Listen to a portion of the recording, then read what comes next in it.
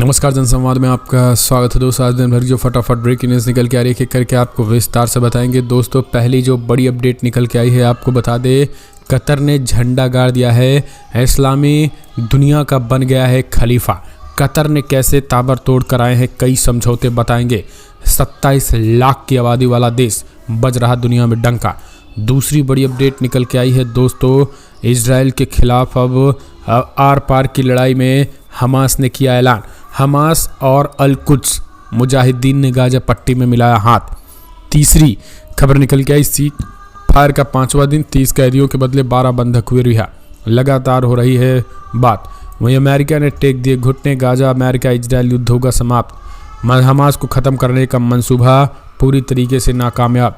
Bharat UN में फ़लस्तीनियों के साथ दिखा भारत, कहा रुकनी नहीं चाहिए मदद। इजराइल हमास युद्ध पर भी दिया बयान।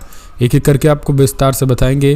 टनल से निकले लोगों की राय भी बताएंगे, लेकिन उससे पहले एक छोटा सा निवेदन, अगर आपने चैनल को सब्सक्राइब नहीं किया तो पल पल के अपडेट के लिए चैनल को सब्सक्राइब करना ना भूलें। दोस्तों, दरअसल सबसे पहली और बड़ी अपडेट निकल के आई है आपको बता दे, बिग ब्रेकिंग, जहां आखिरकार पूरी दुनिया भर में कैसे बज रहा है डंका। जी हां, दरअसल सीज फायर के बीच मोसाद और CIA चीफ कतर का दौरा करते हैं और अमेरिका और इजराइल की खुफिया एजेंसी कतर में डेरा डालती है। सीज फायर के बीच जो है वो अब कतर की जमकर तारीफ हो रही है। तालिबान और अमेरिका के बीच पहली डील कराई, फिर ईरान ने संयुक्त राज्य अमेरिका में कैदियों के बदले संपत्ति बहाल करने के कतर ने समझौता कराया, फिर वेनेजुएला और अमेरिका का समझौता कराया, फिर यूक्रेनी बच्चों की रिहाई के लिए रूस के साथ समझौता कराया, फिर हमास इजराइल युद्ध विराम में कैदी अदला बदली पर समझौता कराया। आलम यह इस्लाम में अरब जगत की ओर मजलूम मुसलमानों के लिए अहम किरदार अदा किया, मजलूम औलाना कराम को पनाह दी। और एक तरीके से देखा जाए तो अब कतर पूरी तरीके से इजराइल हमास जंग में सीज फायर करके पूरी तरीके से ये बता दिया है कि 27 लाख मुस्लिम देश वाला कतर पूरी मुस्लिम बिरादरी में सबसे बड़ा खलीफा बन चुका है। सीज फायर के बीच मोसाद और CIA कतर के दौरे पर रहे। 50 दिनों से अधिक बंदूकों को रिहा कर दिया गया। इजराइल जवाब में इजराइल भी 150 बंदूकों को सौंप चुका है। लगातार सीज फायर आगे बढ़ रहा है। खबर निकल के आई है, कतर पूरी तरीके से इस पर युद्ध विराम पूर्णतः लगा सकता है। बातचीत लगातार जारी है। इजराइल एक तरफ कार्रवाई कर रहा है, दूसरी तरफ लगातार सिचुएशन जो है वो सही हो रही है। तो देखा जाए तो ये पूरी तरीके से तैयारी तेज हो चुकी है और यही कारण है कि इस तरफ युद्ध के बीच सिचुएशन खराब होने के बीच कतर एक बड़ी भूमिका निभाई है।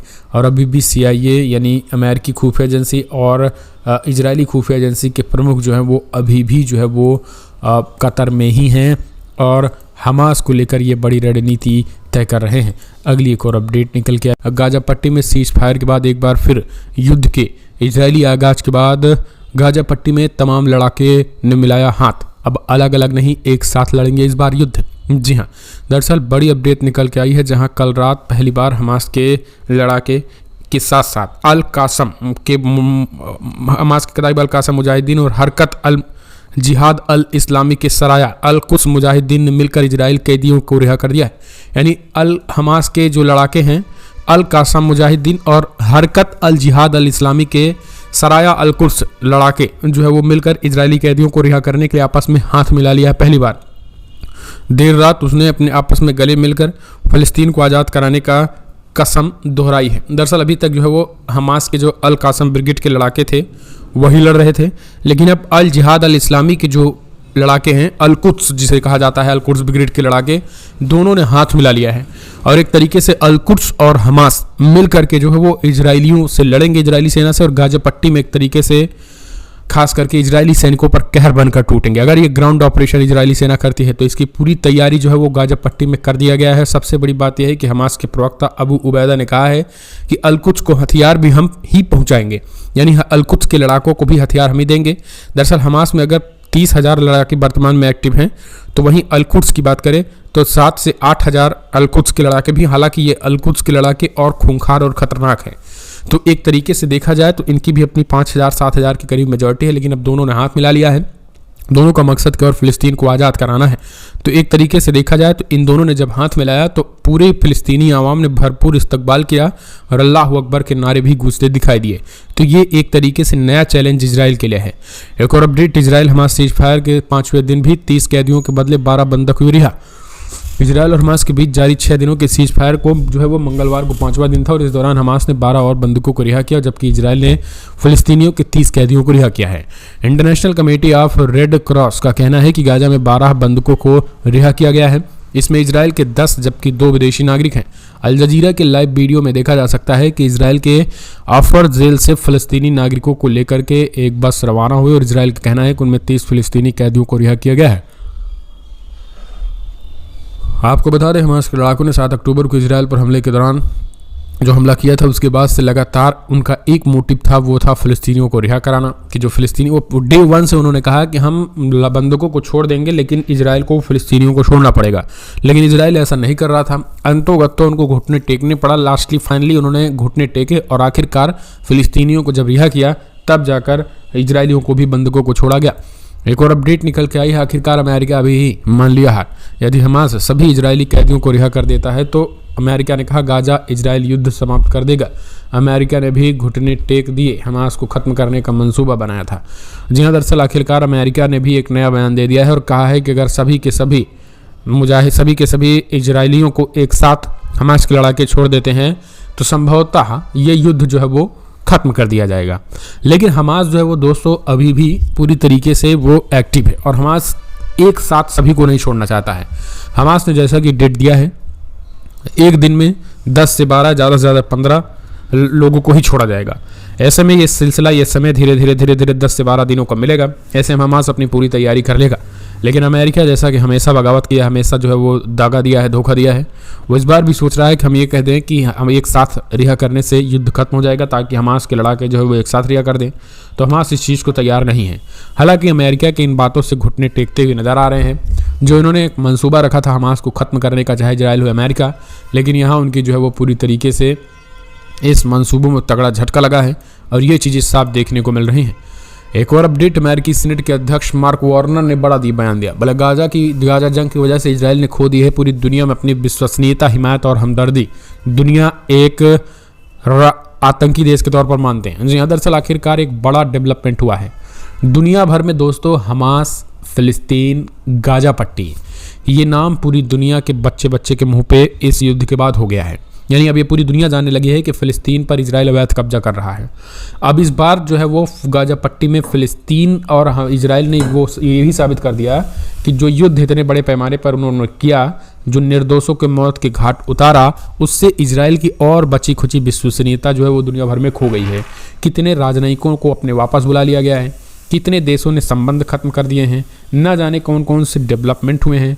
तो ये सारी चीज़ें दिखाती हैं कि कैसे उनको तगड़ा झटका लगा है।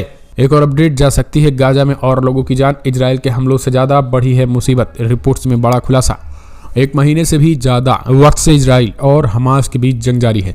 7 अक्टूबर को हमास द्वारा इजराइल पर किए गए हमलों के बाद से इजराइल की लगातार जवाबी कार्रवाई जारी है। संघर्ष विराम के बाद पीड़ित लोगों के लिए राहत और बचाव मुहैया कराया जा रहा है। इसी बीच विश्व स्वास्थ्य संगठन WHO ने एक चेतावनी जारी की है। रॉयटर्स की रिपोर्ट के मुताबिक WHO ने कहा है कि यदि गाजा पट्टी में हेल्थ सिस्टम बहाल नहीं किया गया तो यहाँ बमबारी से अधिक लोग बीमारी से मर सकते हैं। WHO ने के प्रवक्ता ने मंगलवार को बच्चों से संक्रमण, रोगों और दस्त से वृद्धि की चेतावनी जारी कर दी है। संयुक्त राष्ट्र की बात करें तो संयुक्त राष्ट्र द्वारा विश्वसनीय माने गए आंकड़ों में गाजा स्वास्थ्य अधिकारियों का कहना है कि गाजा पट्टी में इजराइल की बमबारी में लगभग 15,000 से अधिक लोगों के मारे जाने की पुष्टि की गई है, जिनमें से लगभग 40% बच्चे, जबकि कई लोगों के मलबे में दबे होने की आशंका है। जिनेवा में संयुक्त राष्ट्र ब्रीफिंग में WHO के मर्गी थैरिस ने कहा है कि अगर हम इस स्वास्थ्य प्रणाली को वापस बहाल करने में सक्षम नहीं है तो महामारी बमबारी से मरने वालों की तुलना में अधिक लोग बीमारी से मौत हो सकती है। मर्गट हार्गिस ने संक्रमण रोग, विशेष रूप से बच्चों में दस्त के प्रकोप में वृद्धि के बारे में चिंता दोहरा दी है। सुरंगों से निकल गए आखिरकार 41 मजदूरों की जान बचाने वालों में मोहम्मद फिरोज कुरैशी, मुन्ना खान, नशीम, मोनू खान, राशिद, इरशाद, नासिर भी शामिल। जी हाँ, अब सुरेश चौहान के जैसे लोग आखिर क्या करेंगे? दरअसल आपको बता दें, उत्तराखंड टनल रेस्क्यू ऑपरेशन को वैश्विक मीडिया ने सराहा है। दुनिया भर में भारतीय रेट माइनर्स की चर्चा है, लेकिन जिस तरीके से भारतीय रेट माइनर्स, खास करके रेट माइनर्स में आपको बता दें बड़े पैमाने पर मुसलमान थे। जी हाँ, लंदन के द टेलीग्राफ ने अपनी प्रमुख खबर में कहा है कि सैन्य इंजीनियर और खैनिकों की एक श्रम सानिध्य निकास मशीन को पूरी करने के लिए मलबे में रेट ड्रोल होलिंग की गई है। उत्तराखंड में 12 नवंबर को सुरंग का एक हिस्सा ढह गया है, लेकिन इस रेट होल ड्रिलिंग अभियान के हिस्से के रूप में कौन कौन थे, जरा उन जाबाजों को ही समझ लीजिए। आपको बता दें, जब पूरी तरीके से मशीनों के जरिए सब कुछ टूट गया, यानी मशीनों के जरिए जब खुदाई बंद हो गई तो फिर रैट माइनिंग शुरू हुई। और उस रैट माइनिंग के मजदूरों की बात करें तो उनमें प्रमुख नाम है फिरोज कुरैशी, दूसरा नाम है मुन्ना, तीसरा नाम है नशीम, चौथा मोनू खान, पांचवा राशिद, इरशाद। ये सब रैट माइनिंग के जरिए जो है वो उन लोगों को बाहर निकाले हैं, 41 मजदूरों को।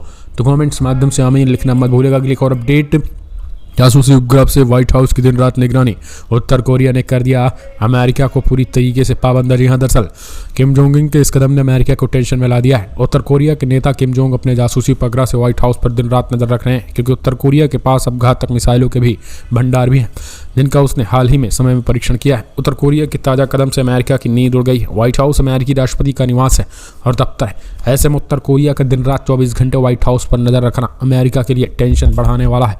उत्तर कोरिया ने हाल ही में सैन्य जासूस उपग्रह को सफलतापूर्वक कक्षा में स्थापित कर दिया है और इसी उपलब्धि में अमेरिका, जापान, दक्षिण कोरिया जैसे देश चिंतित हो गए हैं।